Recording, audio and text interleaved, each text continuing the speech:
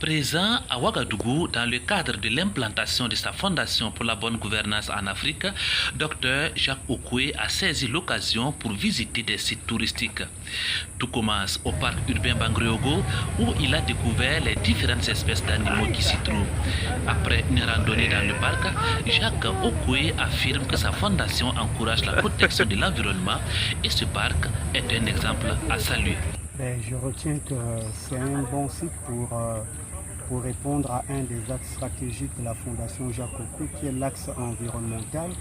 Pourquoi c'est un bon site? Parce que ce serait un bon site de plantage d'arbres, pour d'ailleurs répondre aussi, au-delà effectivement de respecter un des programmes de la Fondation, mais aussi pour répondre à l'appel du chef de l'État burkinabé, le cousin capitaine Ibrahim Traoré, dont la Fondation visite ce site pour évidemment y planter dans un avenir proche 50 à 100 arbres pour évidemment respecter son programme environnemental.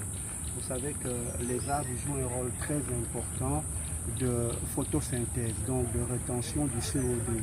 Parce que si on laisse ce CO2 s'évaporer dans l'atmosphère, ça crée ce qu'on appelle les gaz à effet de serre à un niveau donné dans l'atmosphère, lesquels gaz à effet de serre font monter les températures, font fondre les glaces, font monter les eaux avec toutes les retombées négatives environnementales, d'inondation, de déplacement des populations. Donc pour prévenir ce genre de phénomènes naturels, de cataclysmes naturels, la Fondation Jacques Okoué se veut aussi dans son programme environnemental de évidemment commencer à planter des arbres ici au Burkina Faso afin évidemment de donner sa contribution.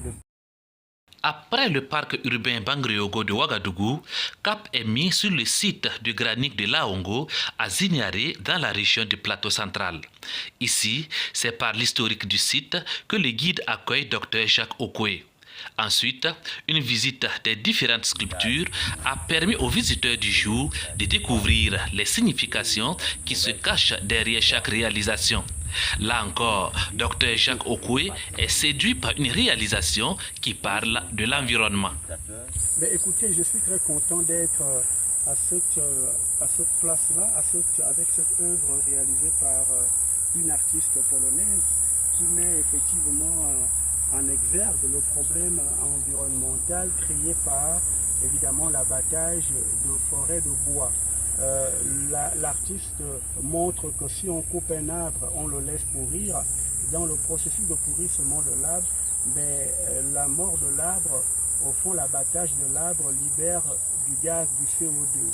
Ce CO2 va s'accumuler dans l'atmosphère pour créer ce qu'on appelle des gaz à effet de serre, pour créer dans ces énormes retombées externalités négatives, le réchauffement climatique, la montée de la température, la fonte des glaces, la montée des eaux, la disparition de beaucoup de villes qui se trouvent pas mal au même niveau, sinon en deçà effectivement du niveau de la mer, des migrations massives des populations des zones qui vont devenir de plus en plus sèches ou complètement inondées vers des zones plus habitables. C'est pour cela que cette œuvre-là interpelle la Fondation Jacques Okoué qui, dans ses axes stratégiques, qui dans ses programmes a justement un programme environnemental, c'est-à-dire celui du reboisement effectivement de la forêt. En plus du parc urbain Bangriogo et du site de Laongo, Dr Jacques Okoué a visité pour la énième fois le site du mémorial Thomas Sankara. En tant que panafricaniste, il invite la jeunesse africaine à s'inspirer de Thomas Sankara. Je suis très content parce que effectivement, comme vous le dites, comme vous l'avez dit tantôt, ça a été bonifié, ça a été vraiment bien travaillé. Il n'y avait pas cette entrée-là avec une belle architecture. Et pour moi, c'est la meilleure façon, la bonne façon de rendre un bel hommage au leader charismatique qui était Thomas Sankara. Et je profite de l'occasion pour lancer un appel au monde entier de venir massivement au Burkina Faso, visiter dans le cadre de leurs vacances, de leurs loisirs, visiter le mausolée Thomas Sankara, qui évidemment a marqué l'histoire du monde, de l'humanité. de par sa vaillance, de par sa bravoure, de par sa dignité, de par sa vision du panafricanisme.